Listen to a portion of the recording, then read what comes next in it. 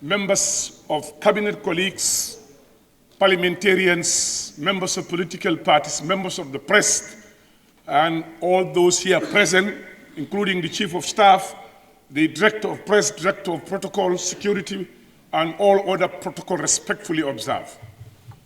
Mr. President, I want to remind this gathering that this is not the Lancaster House talks that was led by politicians to work for the independence of the Gambia.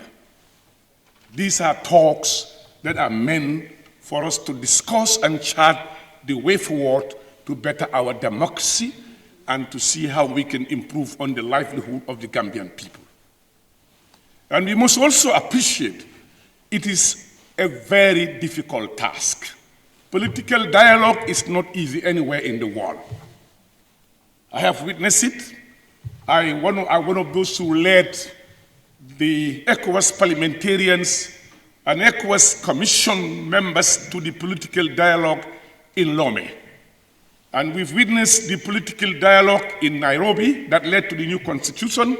We've seen what happened in Senegal from the 80s, from the Abdou Diouf to the Wadas, how they worked on their electoral process through political dialogue. We've seen political dialogue in many parts of Africa and many parts of the world. If anybody thinks that this journey is an easy journey, you are making a mistake. In a political dialogue, we must give and take. We must accept the reality that there is a need to address the issues that divide us, to address the issues that make differences in the way we live and the way we work for the betterment of our country. So it is not an easy journey. Let's all be prepared for that journey. And therefore, on that note, before I proceed, I must congratulate the President of the Republic for accepting a political dialogue to better our polity in the country. I congratulate you, Mr. President, for that visionary idea and for taking up the bull by the horn to call on all political parties to come and sit down and discuss and chart the way forward. On that note, Mr. President, in a gathering like this, I always feel nostalgic. When I see my colleagues sitting down next to me, and I fail to see the likes of Omar Jallo, Mr. Femi Peters, Lamin Diba, and others, I remembered in 2016, when we all used to sit together, discuss the issues of this country that led us to where we are today. I feel that they deserve prayers for all of us, that they have parted, they have gone, they've played their role. I please would request, if permitted, that before we leave this gathering, that we pray for those people and others that I have not named who have been with us, and today they have gone and they sacrificed all their life and did everything they could to participate in their country. Mr. President, just to summarize, since I don't have enough time to deliberate on these issues, I think the first role that we need to do in every parliamentary democracy, looking at how we harmonize our issues, we must look at the Gambian context. Today, I believe that at the end of this program, the management of state resources should be a key pillar in the discussion of these things. How do we discuss the issue of the management, physical management of state resources, and how do we manage and discuss the issue of land management and land usage in the Gambia? We must accept that the issue of land is becoming a threatening national security issue that needs to be discussed by everybody, so that at the end of the day, the government of the Gambia would do what its people want them to do. The issue of land cannot be brushed aside whilst we are sitting here.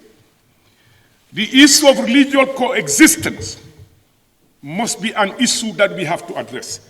We cannot allow few people picking up microphones, insulting and abusing others because they have an opportunity to speak. We must copy what happened in other countries, where people are rising to speak, where you cannot just pick up a microphone and preach and insult others. The religious coexistence that we have enjoyed in this country, we cannot allow few people to destroy it. I remind you, when Pope John Paul came to this country, when he looked back at the central mosque he saw when he was at the St. Augustine, he asked, what is that? They told him it was a church. He said, I have never seen a central church, such a religious country, opposite a grand mosque. and that he praised the Gambia for being very religious. We cannot destroy that. We need to keep that. Just to us up, we must also have a level playing field in the polity. We must discuss the electoral process. We must make sure that everybody participate in the process and feel that you have been fairly treated, and where we need to amend laws, we have to amend laws to make sure the system is free and fair for everybody. So at the end of the day, when results are declared, we are obliged to accept the results. And that is important for us. And the other one, the educational system, we have to look at it. We must have an educational system that can cater for our youth and for our young. We must address the issue of backway not by talking, by looking at the causes of it. We need to create people with knowledge and skills that they can have hope in our society and stay in their country to deliver. Or wherever we export their skills, it will yield us benefit, and not to see our people dying at sea. We must also, in our political debate, be responsible the way we talk, be responsible the way we attack, be responsible the way we send our views. You cannot use social media, be abusing and insulting people and thinking that you are doing politics. You are doing no good to your country, but doing harm to your country. Everybody has a view to express. Everybody has a view to express, but it's in the manner that you are expressing this view. And in doing so, we must protect our women. We must make sure our women are protected during our debates. We cannot afford to be abusing them, calling them all sorts of names. With whatever they do, it's something that they have done with men. We must open up the political space not by word of mouth, by making sure that our women feel comfortable, not being intimidated and abused when they participate in politics. One again, just before I give you the floor, we must make sure security and stability is key in our governance system. We must make sure that we create peace in the country. When we went to Guinea-Conakry, just to give you an example, as soon as we landed in the country, I told the president it seems that something is wrong in this country. Because since we left the airport, I've seen nobody rising and supporting this president. And all of a sudden, we saw there was a coup. And what happened?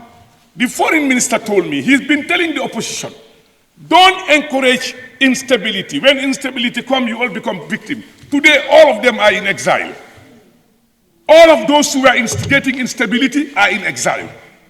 Let's keep our democracy. We thank our armies.